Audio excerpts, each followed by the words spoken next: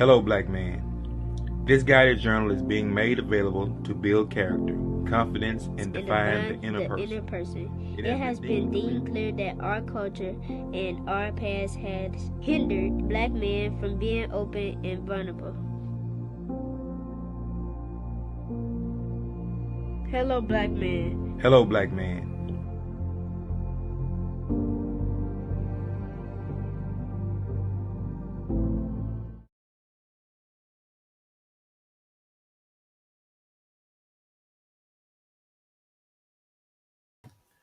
And hello, black man. What's going on? This is Jamie Jenkins. We got another episode of the Hello Black Man podcast. What's going on with you, Miss Deco?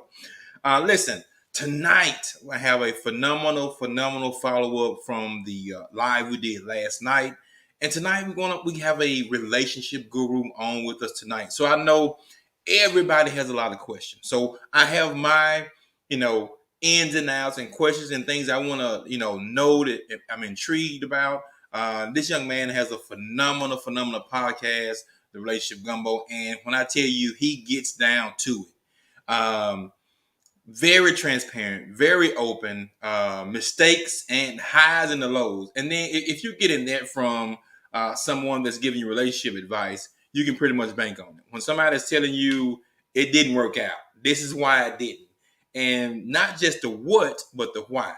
That's when you know you're dealing with somebody who's willing to peel back that onion, peel back the layer and say, I made a mistake here, and this is how I've gotten better. That's what you want. So listen, if you know anybody that's in a relationship, anybody that's pretending, contending, whichever it may be, listen, pop them on, tag them in the podcast. I guarantee you they will learn something tonight. I guarantee you they will have something they will have something that is absolutely mind-blowing brought to them. Let me get the mic a little closer here, Ms. D. What about now, Ms. D? Can you hear me now? All right. So listen, without further ado, we're going to bring our guest on, Mr. Derrick Jones, and he has a lot of things going on. I don't want to miss anything, and I want him to tell you all about some of the phenomenal things he has going on now. Without further ado, Mr. Derrick Jones of the Relationship Gumbo. Hey, how's it going? Man, what's going on? How you doing? Can you hear me good? I can hear you. Okay. So listen, man, tell the viewers who you are and tell them what you do. Well, my name is Derrick Jones, and I'm the host of the Relationship Gumbo Podcast, but I am also a certified life and relationship coach who just happens to also be an engineer. So my brain, I like to dig down into the nuts and bolts of things, and I do that with the coaching as well. And I just my approach tends to be a slightly different because of my skill set or my toolbox. So I decided to create this because it's not just about how things appear. It's True. about the ingredients. That's why I call it Relationship Gumbo. It's the ingredients and figuring out how those ingredients fit together. I like it. Because we all got a mix of something where we all come with stuff, and it's about making those ingredients kind of mix in together and make a good gumbo, if you will, and try to make that thing taste good. So sometimes you got to make several attempts, but you just got to try to keep moving forward. So I try to dig down deep, get into that emotional space that a lot of people say they get triggered when they hear about things, but I'd rather trigger you and push you in the right direction than for you to not be triggered at all. So man, listen, that's the gist of it. That's phenomenal. Listen, I'm jealous, man. You got the background vibe going, man. It's dope, man. I'm telling you, it's dope, man. I see you got your Pharaoh on. I appreciate you rocking your Hello Black Man shirt tonight, man. Absolutely. Man, and I just want to say this, make sure, I know we talk sidebar and, we're on each other's platforms, man, but we really, really appreciate the opportunities you have afforded us just to come on, being a part of all that you have going on and just learning behind the scenes and this thing that you're doing. And trust me, we're watching, we're learning, we're doing our homework, you know what I'm saying? So you're one of our, mentors in the game. And Right. so I got to get my ambiance right, at some point here, man. So I just like everything you're doing. I Um, appreciate that. what does a coaching session look like? When you talk about bringing two people together, let's talk about some of the I guess those main things that every couple seems to argue about, and what does that conflict resolution look like to you? Well, first and foremost, right? I do want to say this because a lot of people get some of this twisted. Mm-hmm. The coach is not a therapist. The therapist goes into your past and they try to diagnose some of the issues that happened in the past. The coach takes you from where you are today and you say, "Hey, I want to be married one day. So let's see where you are, and then we can help you plot a path to get to your goal." I've never heard that.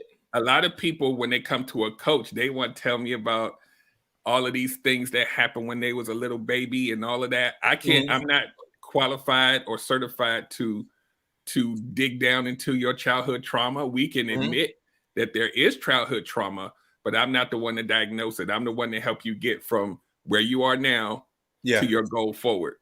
So what typically happens is with especially with couples, when I first do a session, if we're just talking about communication, because I know you champion communication as well, so I'll steer that way. Let's go. The first thing is we have to establish how each person communicates, because we all have different styles. We have different backgrounds. Some of us want to rush in and get it solved. Some of us need some time to step back and take a breath. Well, I'm gonna step back. Yeah, I'm gonna step back. I need to step back. Give me a minute. Let me get my wits about me. So even something as small as that could be the difference between you staying together or separating, because we have different perspectives. And so once you can identify like how the person, and sometimes people have triggers, right? My trigger is tone. You start raising your voice, I check out. I can't. You're done with it. Like, oh, okay, that's what you are. Okay, I'm done with it. So once a couple understands these nuances of how they communicate, then we can talk about how you can respect each other when you communicate, how you cannot hurt the other person, because a lot of times we hurt the person that we're with, and that person is sometimes they're afraid to tell you that it hurt because they don't want to get the reaction back, and so they hold that and they keep holding it and they keep holding it, and next thing you know, you start resenting the person, you start not liking the person. You know you're not gonna leave. Y'all probably got a house together, some kids. So you're like, man, I'm gonna just go. Everything cool, man. We good. By the time you say we good a couple 100 times, you already checked out. Now it's starting to look different. You're starting to behave different. You're staying out later. You're doing all this other kind of stuff just for you to get peace of mind.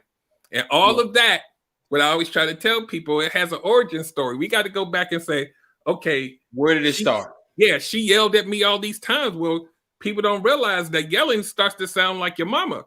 So you got a grown man that's being yelled at. He could be wrong. Yeah. But you're still talking to him like you know he your son. So that's all he hears is my mama. Now he's really like, okay, so we not in a relationship now. You my enemy now. Right. You completely crossed the line. Yeah. So it's one of those things that communication in couples is one of those things that it's not always hard to solve when you have somebody looking at it from the outside. But when you in it, you like, man, I don't know what to do. And I'm like, hold on, you yelling at her. You gotta start looking at if somebody, you gotta think about it like this. What I always tell people is, if we grow up into an adult, let's say you're over 40, there's still that little kid in you or that teenager in you or that early 20s person that hasn't really resolved everything. So when you're yelling at anybody, why would you expect for that person you yelling at to respond to you in a favorable way? Even if you met somebody out on the street and they was yelling at you, your first instinct is to defend yourself. Who you yelling at? So, but that person that's yelling, they're saying, why don't you talk to me? Oh, you might not get that now. So it's like these things that people, you would think it's simple, but when you're in it, all you doing is feeling emotions. Right. So that's what I do is I take the emotions out and I'm like, no, look, listen, you yelling. Wait, look, listen. You Man, had to that's go you. you had to go to a separate room to cool down. Yeah. This other person wants to get it out the way, right? We want to handle it. Well, the Right. person who wants to get it out the way, you now have to understand that That's, person isn't you. yeah. There's a middle ground. Maybe you don't stay away as long.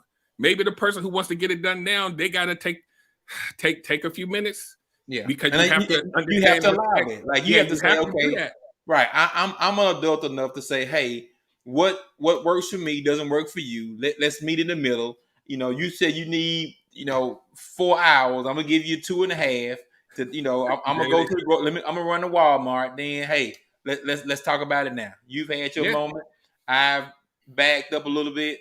Why is it so hard though? Like, why do people have to have it their way in these relationships? Like, why is it? Is it something that's ingrained since birth? Is it something you learn, pattern of behavior? What favors you?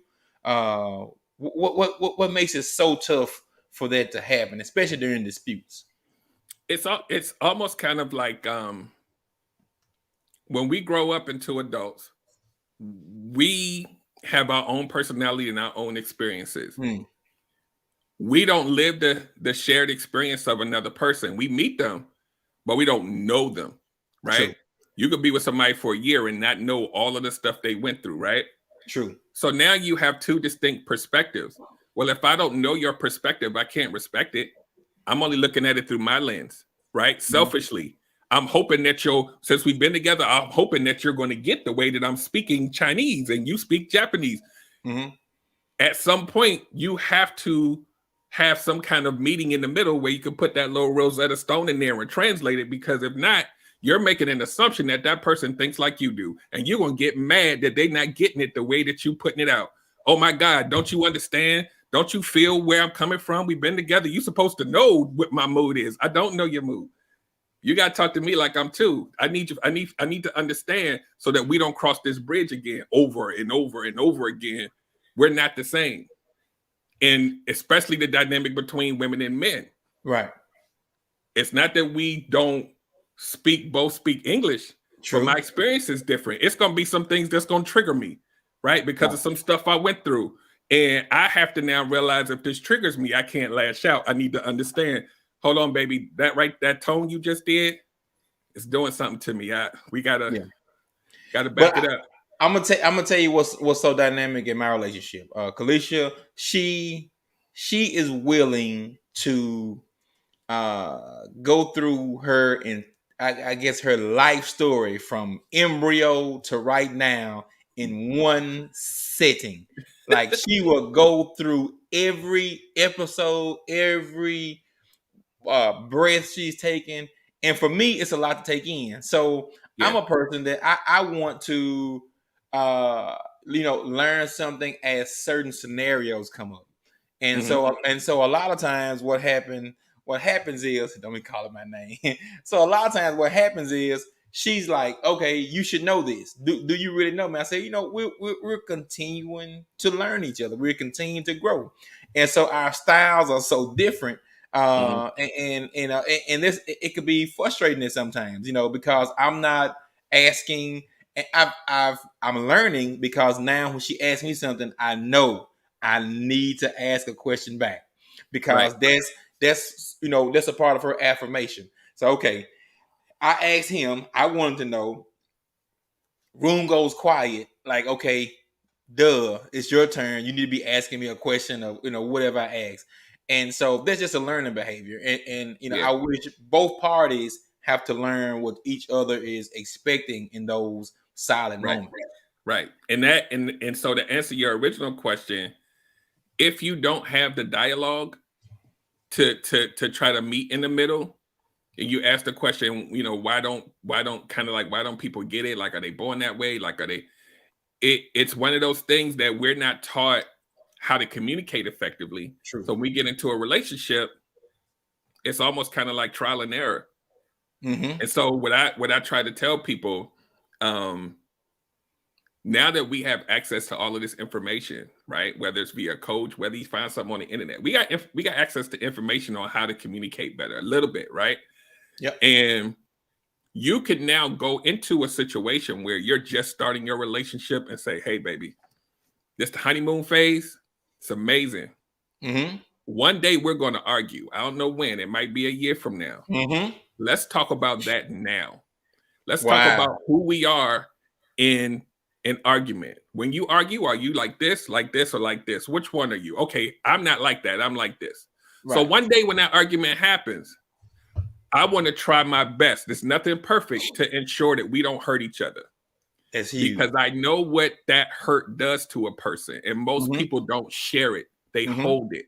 Mhm. So when you're talking about people who are, let's say, this is like, I don't want to paint a broad brush, but this can lead to cheating. This could lead to a lot of resentment where you feel like your voice isn't heard. Human beings need to have peace of mind. So over time, you are going to need to get that peace of mind by any means necessary. I don't care if you're a man or a woman. And if you do not have somewhat of a safe space in your home, there's only one other place to go: outside. You got to go outside to be heard. I've never heard the one argument, that first argument piece, or putting it out there before the honeymoon phase ends, because most of the time it's a huge ramp up. You know what I'm saying? We're here, we're on the moon, the argument happens, and then some things are never the same, or certain words are passed, and you just like, okay, I got you. Like, okay, I see where you are. I see who you really are. In a perfect world, you don't want to learn these lessons while you're in the middle of emotional turmoil, because it's not going to stick.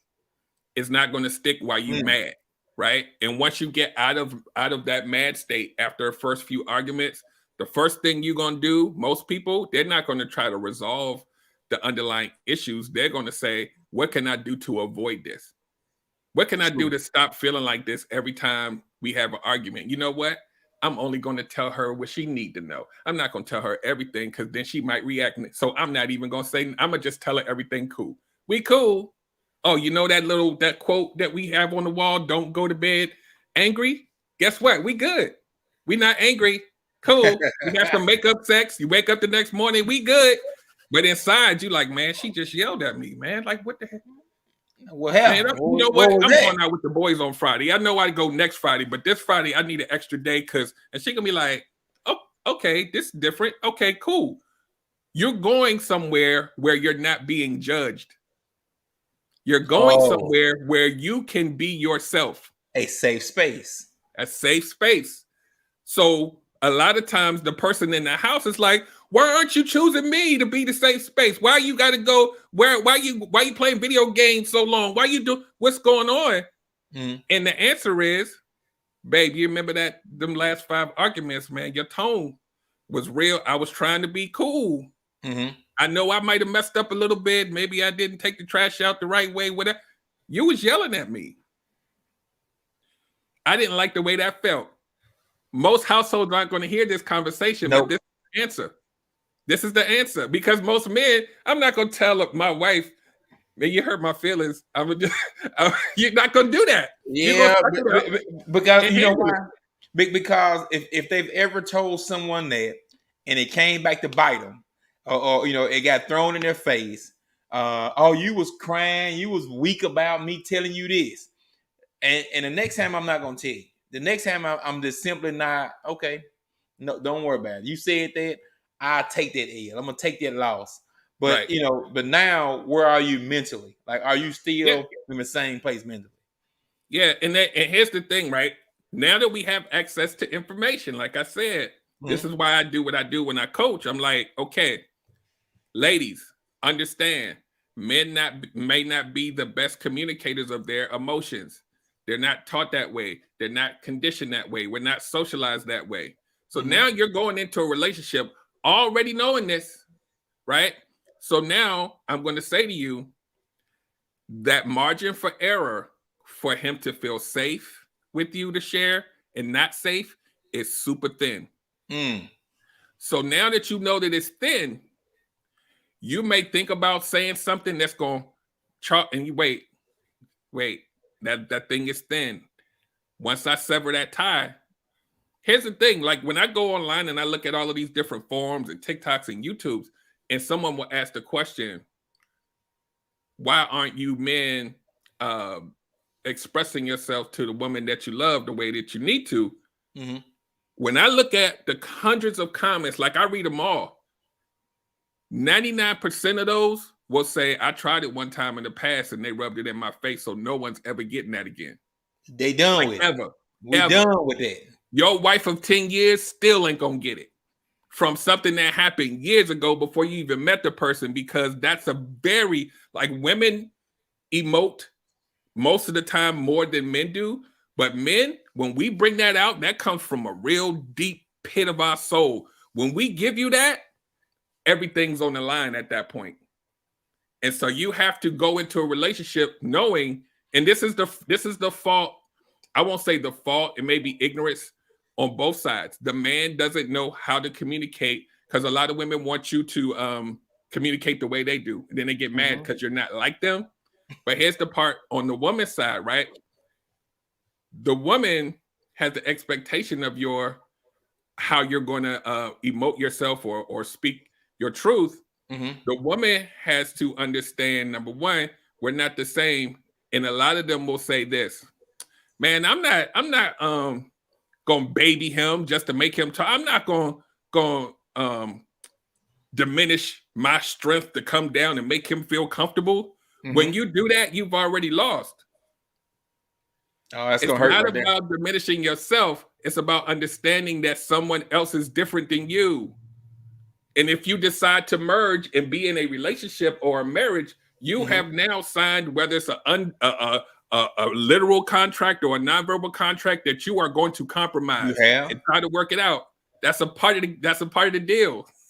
You've definitely signed that, because you're giving up so much of your time, you're giving up so much of your effort.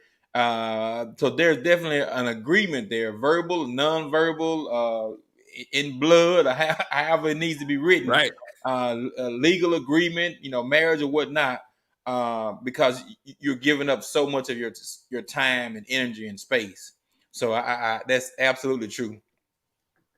Who typically makes the first move of improvement?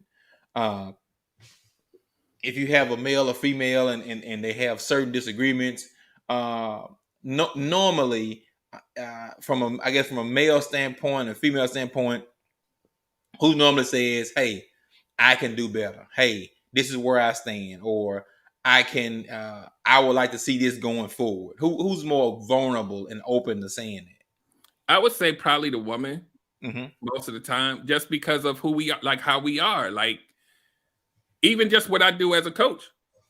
Men aren't running to say, hey, coach, I need help. It's the women saying, hey, I need help. And hey, could you talk to my husband? The men aren't, because it's just, it's who we are. We're fixers. We want to feel like we can fix everything. We want to feel like we can say I'm good until it's good. We always feel, that's why a lot of us don't go to the doctor. We feel like we good. Like that's not really our first thing to do until we learn better, until we have more information or we have somebody modeling it for us. We're not going to say that we did something wrong or we messed up or we need someone else to help fix it. Right. Because we're the fixer. I'm the fixer. Why do I need to go talk to somebody else to fix something? We love each other, right? We good, right? Why do somebody else need to tell me how to be with my wife? Right? That's like what they call it, like this. Yes, your native instinct. Like that's the reason you were born. Yep. You were born to build. You were born to improve. You were born to fix. You were born to provide. And now I can't do it. Now I'm insufficient. Yep.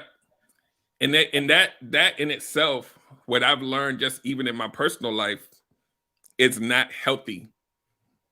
It's not healthy to have such a hard line that nobody can help, to include your significant other, because we hold that stuff. That stuff turns into stress. That stuff turns into anxiety and all these other things, and we hold it. And what I've learned, over time, even with my wife, it's like, well, especially with my wife, it's like, babe, today I need to sit down. I know this stuff need to be done, but I got to take a minute, because damn, like my boss today Whew. You know And what's then the significant other is supposed to say, I hear you, baby. I got you. Don't even worry about it. I got that today. I want to make sure you good. You need me, get your bottle of water. You straight. Go ahead and sit down for a minute. Go lay down for a couple hours. I got you. But so, normally what happens is real quick is I'll come home and I'll sit down. mm-hmm. But stuff need to be done. So when the significant other see you sitting down, they like, yo, like you sitting down? Like, what are you doing? Don't you know this need to be done? Listen to my tone. Don't you know this need to be done? Now we back to the voice elevated. So now I'm triggered. And when I get triggered, you're defensive. Yeah. And now you mad at me for being defensive, but I didn't have, number one, it's all kinds of wrong in that. But number one, if I felt comfortable to say, babe, can you give me a few minutes? Then she comes down. And then now y'all here. But if she doesn't know that information, she just think you don't care about the stuff. That's it. That's the point I was going to make. That's the point I didn't want to miss, because the fact that you spoke it, the fact that you felt safe enough to say it without retaliation, without any kind of, what was going to happen, that's huge in itself. And now the ball is in her court. Like, what is she going to do with this information? Are y'all on one accord to say, hey, he is ready. I am willing to give up this time, this space. He's asking for it. He's begging for it. He needs it. He deserves it. And now we can move on. We can move around that situation. Yeah. And real quick, something else I wanted to add to that, especially for women. Mm-hmm. Women want you to say, I'm not feeling good. I'm stressed out. My boss is tripping. You may not get all of that, right? All of that may be compacted in something that says, I just need to sit down for a minute. And when he says, I just need to sit down for a minute, you ask him, does he need you to do anything? And you back away. Stop trying to go in and get all the extra stuff. When to a man, just give me a minute. I need some time to sit. Let me just sit on my chair and recline back for a minute. That could mean I had anxiety and stress today. He may not even know what to call it, but he know he need to sit down. But sometimes a woman will come in and be like, that ain't all. It's something else going on. I don't understand. You want to sit down. What does that mean? You being lazy today? Like, listen to how my tone goes up, right? Right. That's because it's frustrating. You think this person hiding something from me? He just told you he need to sit down.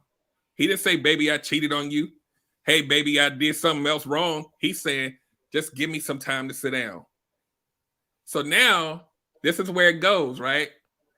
When you don't allow me that peace, because we always talk about men need you to be their peace. If you don't allow me that peace to de-stress, I'm not coming home next time. I'm going to sit in the driveway for 30 minutes. I'm going to stay at work later. I'm going to go to the bar and get a drink before I come home, because it's a hostile environment now.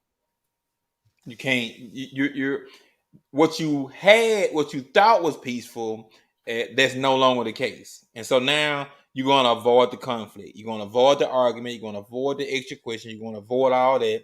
And you're going to find an alternative route. Yep. For peace. Yep. It sucks, but that's how the humans work this way. That's why every Friday somebody's at the bar, because they stress. And this is how they cope. People need to cope. How they do it, you can hopefully kind of manage it, but everybody needs that release. And if I know if I release in my own way and it results in you yelling, I got to go somewhere where I can purge it somehow, some way. If that's the man cave in my house, dang, he been down there for 3 hours. Okay, you got to look at everything else that's going on. Kalisha says, wow, babe, sorry, I won't ask you any more questions today. And the reason why it happens this way, unfortunately, is that woman or that man have the expectation that you are going to communicate exactly the same way they do. And if you don't, there must be something wrong. He didn't give me enough information. He didn't tell me all the details. So Now I'm mad because it didn't come out the way I needed it. Got it. It's very selfish. Yeah, it is. So let me ask you this: when you're in these coaching sessions, is it possible that if you're in a relationship, that one person can get enough therapy, can get enough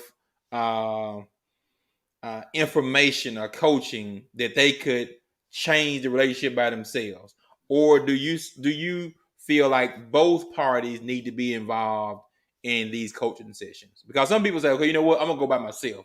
Some females or males may say, hey, listen, she not ready for this. I'm gonna go by myself. I'm gonna get this, and I'm gonna take this back, and I'm gonna use it, or try to, work on it by myself. Versus bringing two people to a neutral party. Like how significant is the change? I think the best way is for both to go, but it is not. It doesn't have to be the only way that it can be fixed. The only requirement, no matter what the situation is that the other partner is willing to take in the new information, right? Because I can give you a list of things to do, but that other partner has to be willing to try it. And that list of things, that what I call a toolbox, if I give you a toolbox of things to use, then when you implement it, that other person can't be like, yo, what's that? Like, I'm not doing that. The other person has to be willing. If you implement the tools, especially with communication, then magic happens. Because when you say, let's say for an example, I give you an example. Let's say you've been with somebody for 3 years.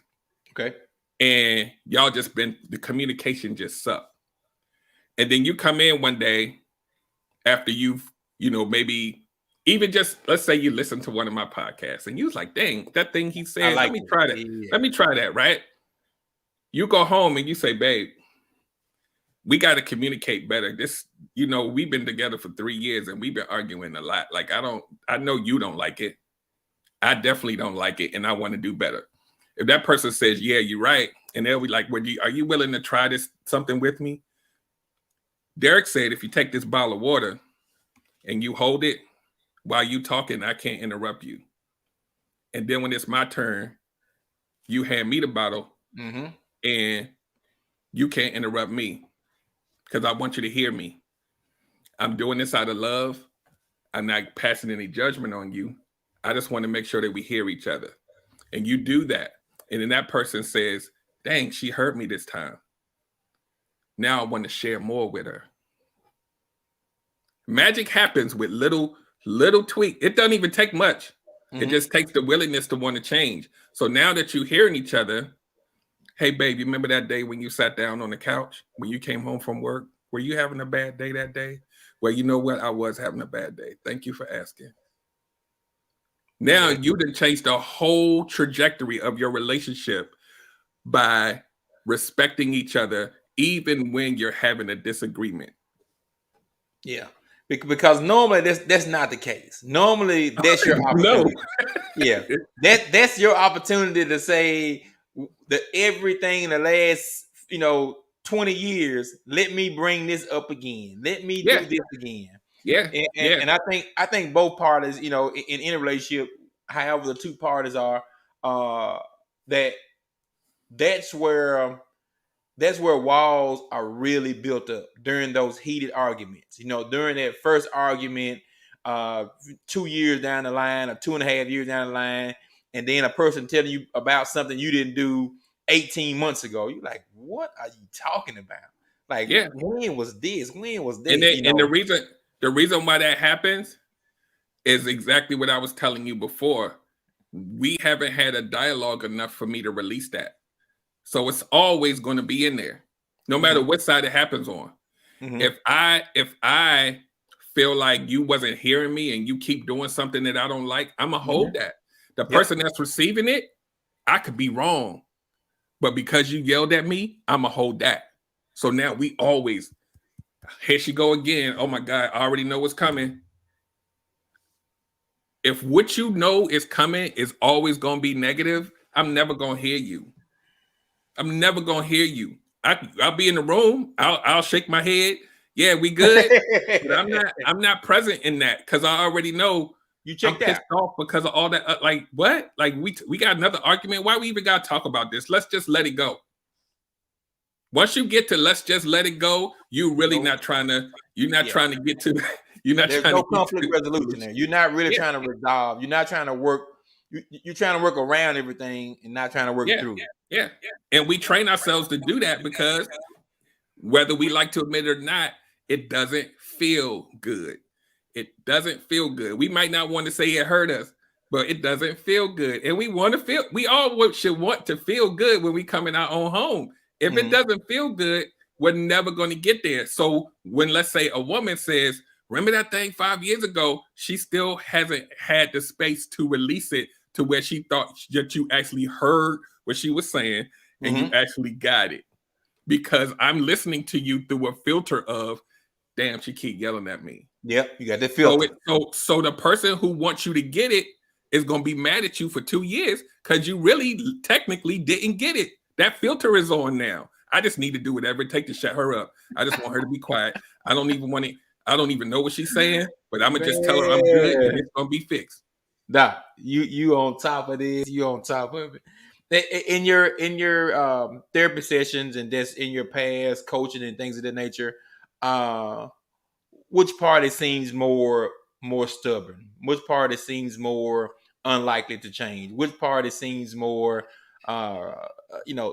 least transparent, based on just different situations? I know it could go either way. That's based on, what are some of those characteristics that you see that tends to follow a certain trait line?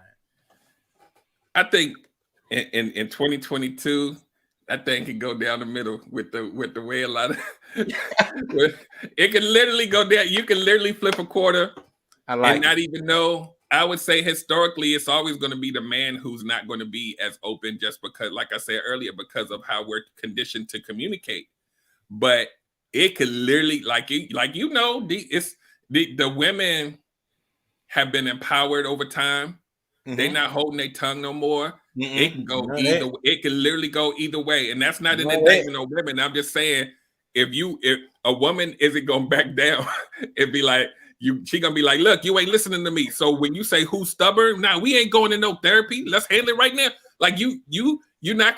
There's no way you can know who's gonna. Y'all might be in a war to see who's more stubborn at this point. So it's tough. I'm not picking the dope discussion said pick a side. I'm not picking a side. I'm not even doing it to be politically correct. I've seen a lot on both sides, and I normally would say, the man doesn't know how to communicate as well. But there's some women out here that will hold that line and be like, nah, I'm not backing down.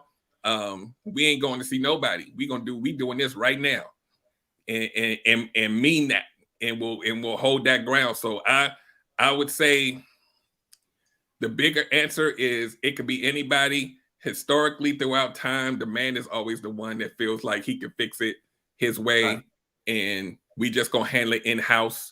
And we're not going to talk to nobody. Why do we need other people in our relationship and all of that? That's normally what happens. But now, it literally can go either way. Wow. So I'm going to ask you one more question. Tell me about this. Tell me about preventive maintenance when you talk about relationships. Because most people, when they go to a therapist for their past, a coach for their future, you learn me something tonight. You got me on game. And so when they go see these people, a lot of the times they're on thin ice. They're already on thin ice. They've had huge blowout arguments and just, a lot of it has passed. What's stopping people from doing it beforehand? Hey, we have a great relationship. Let's go see a coach. Let's go see a therapist. What's stopping people from doing it when things are good? So here's the way that I've learned to talk about this better. I'm on my second marriage now, but way back when in the olden days when I was married the first time, I didn't realize about like the value of like premarital counseling. I was that guy that was like, man, we in love and we happy. The hell we need that for? Right. Here's the way that people in general need to think about this. Don't think about going to a counselor or a coach like preventatively as we have a problem and they're trying to solve our problem.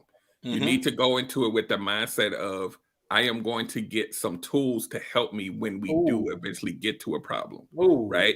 So if you think about it like this, I am going to get tools to use, as opposed to I'm going to go somewhere and somebody going to tell me I'm a messed up person and something ain't right and all of that.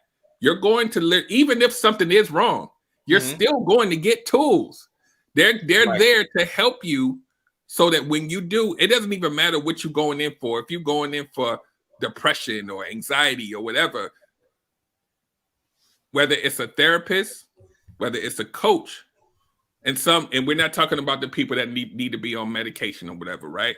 We're just talking about things that you can fix by changing some things that you do. They're going to give you tools so that when the next episode happens, you're ready. You know how to manage it better, right? Because people think that even when you get the tools, that it's like a fix. No, it's just like anything else you go through. It's not going to necessarily fix, but it's going to teach you how to manage the situation better. Got it. And hope that the outcome is favorable. Here's some tools for you to manage it. Most of us go into relationships on vibes and feelings. We're not thinking about how we're going to conflict resolution. What's your love language? What's your we're not having these conversations. We just know what feel. I done been at your house last weekend. You was at my house. When we going to eat dinner. You come to my house to watch Netflix. Nobody's having this, right? If you have these conversations while you're on your journey to, you know, possibly being in something long-term. Now I have to talk about this different now, your partnerships, and it can't just be married, whatever it is you're trying to do long-term. Exactly. You can talk about this stuff and really understand who you're with, so that you can get a plan of action to that when things do happen. This could be not necessarily even relationships, finances, any other part of your life. Get a game plan together. A lot of avenues. Because something's going to happen one day. I don't care who you are. So you could be a millionaire. Something's going to happen and you're going to have to pivot and adjust. Well, dang, I don't know what I can do when this happens. Normally, you figuring it out while it's happening. What if you had a game plan? What if you had a game plan for your argument? True. Because while you're in that beginning stage of in a relationship and you happy, the furthest thing from your mind is that you ain't going to like this person one day. You're gonna be pissed off and like be on the verge of hate, and you got to come back for. You don't think about. You think this will never happen.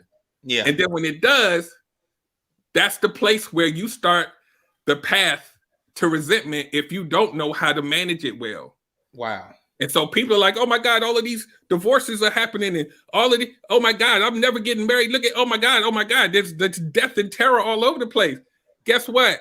If you don't go in with the tools, and y'all always not doing it the right way, yes, you're not going to last.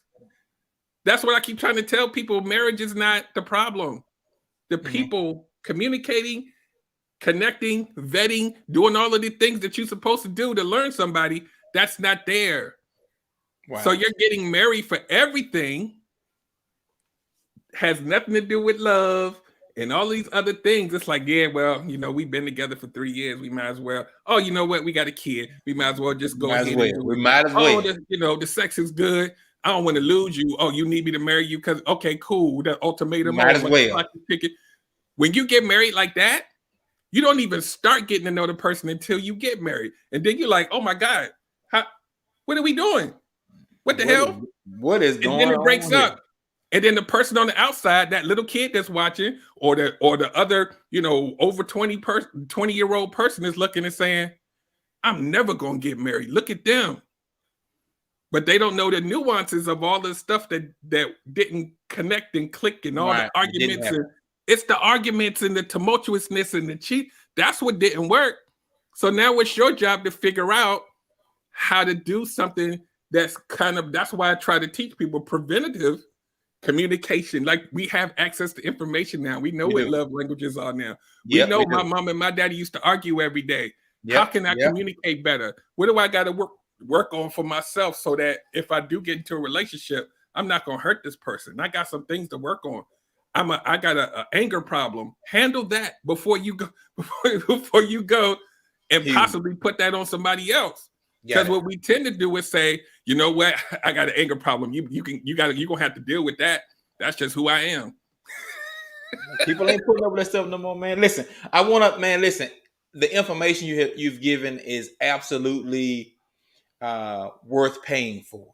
You know what I mean? This is what you do. The information that you've given us tonight is absolutely worth paying for. I want to ask you one question out of the journal, and then I want to ensure that you have time to tell people how to get in contact with you, how to follow your movement, and things like this. So give me a random number between 1 and 52.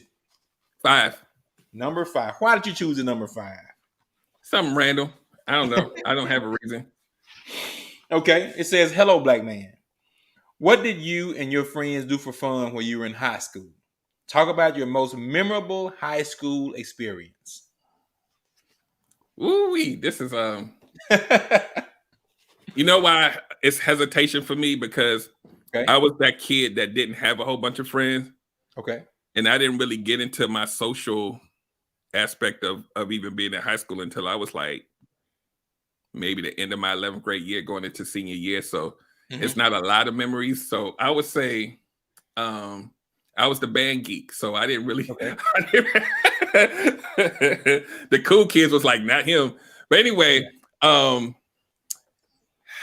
would say maybe the most memorable, because I did have a couple of folks that I kept close that I still talk to now.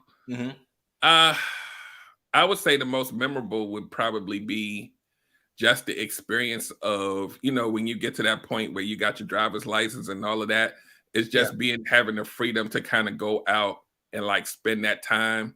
And really kind of like, how guys do when we got our boys when we're young. We just, it's that adrenaline rush of knowing that you got your boys with you and you can literally go anywhere and y'all gonna make it fun. It's gonna be fun because I got my guys with me. So I don't necessarily know if there's like one moment. I just remember that feeling of joy of just knowing that my partners was with me and they got my back and we just out here. We ain't got no bills to pay. We just hanging out. Man, that is absolutely huge, man. Listen, man, you have been absolutely phenomenal, and all the knowledge and wisdom that you've bestowed upon us. I hope that it is taken from our audience and used in their daily lives, because it's absolutely phenomenal. So listen, I want to make sure, tell people how to get in contact with you, how to follow your movement, how to follow the Relationship Gumbo, and what's next for you. Well, first and foremost, thank you for having me. This been a long time coming. I'm glad we was able to connect and do this. Indeed. So the best way to reach me and find out what's going on is go to the website relationshipgumbo.info, and that funnels you to everything. It lets you know like what shows I'm going to be on and what's coming up on my podcast. Instagram is a place where you want to be as well, because I do pop-up lives. I'm doing a lot of them now. And when I do pop-ups, you're going to get stuff that's a little more raw than the actual podcast. It's kind of more in your face. The podcast tends to be a little more measured. It's still good, but those Instagram lives, when I pop up, they really in your face, and you get a lot of information. Kind of sort of like what we did tonight. But just I'll have like a topic and just kind of go and do a deep dive on there. And you never know when it's going to pop up. So you got to follow. It's just whenever I'm available. People tend to really like coming and seeing and listening to those, because they're like, wow, like I didn't know that. And then also I'm working on a virtual kind of like online courses, but it's going to be like a relationship academy. Yeah. Because I still work a full-time job, right? So in order for me to open my time up, the one-on-ones are going to be like the least of what I offer. The Relationship Academy is going to be courses where I have recorded video and I catalog all of this information. It'll have quizzes and documents you can print out and write down stuff. And that way, 24 hours a day, it's not free, but it's not going to kill you, because you get to segment the pieces that you want. So it's almost kind of like having a coach on demand. So whatever you're going through, you can say, okay, I need breakup recovery. Boom, here it is. I just got out of a divorce. Boom, I'm going to go here. I need to know how to communicate better. Boom, I'm going to go here. And you are feeling some needs, man. You are feeling some needs in the community. And you say You said a full-time job. I'm like, how? Like, Yeah, how? I do. Well, you know what? These days it's easier because of COVID made my job force everybody to kind of work from home. Mm-hmm. So I'm home more. I don't have to be. My commute isn't like an hour and change each way, and then all. Right. So I have a lot more space to create. Got it. However, I don't want to be excessive. What I've learned, and any person that does this type of work, whether they're a therapist or a coach, they'll tell you, you have every time that you give of yourself to help other people, you have to spend time to recharge. So I don't want to put myself It's out there huge. so much to the world that I don't have enough back for myself. So I'd rather take the knowledge and like just record, catalog, Man, and that's then you huge. can come back and you can come back and get it. And if my job say, hey, you got to work an extra hour, if somebody wants my help, go to the academy, go to this class, and it's there. And they got your help. That's huge. Man, Derrick, it's been absolutely phenomenal speaking with you. Like I said, everything that you have brought forth tonight, as Tony Massey cooks, everything that you brought forth tonight, man, has been absolutely phenomenal, helpful. I've learned, I've listened. I just thank you for your time, man. I'll ensure that we dropping some links below. You can do the same thing, no problem. Miss Sanders says great job. She's one of our most phenomenal listeners.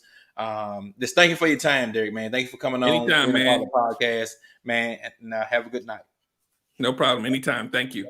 Thank you.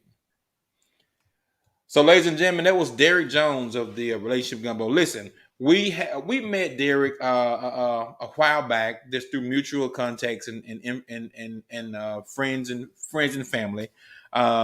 When you meet certain people, you know that they are about business, and you know they are about positivity. And those are the people you continue to allow in your circle, and those are the people you get in their circle. You know what I'm saying? When you see something positive, you attach yourself to it. And he's allowed us on his platform. He's been on ours. Kalicia's been on their podcast. We finally got him on our podcast. And things of this nature this is what networking is all about. You know what I'm saying? This is what good networking should look like, should feel like. This natural conversation about improvement, about a genuine interest for what each other is doing in a positive light. So I thank Derrick for his time and his information tonight. Listen, if you've heard this podcast and you know you learned something, I know I learned a lot. Just share it with somebody. Share the podcast with somebody. Tag one person. Let them know that the information is here. And this is what this man gets paid to do. And he came on tonight and gave us a lot of information just for holding your attention. And we're much appreciative of that. So listen, it's been a great night. We was home last night. We're here tonight, just bringing you some good positive content. So my name is Jamie Jenkins with Hello Black Man. We thank you so much. Hello, Black Man.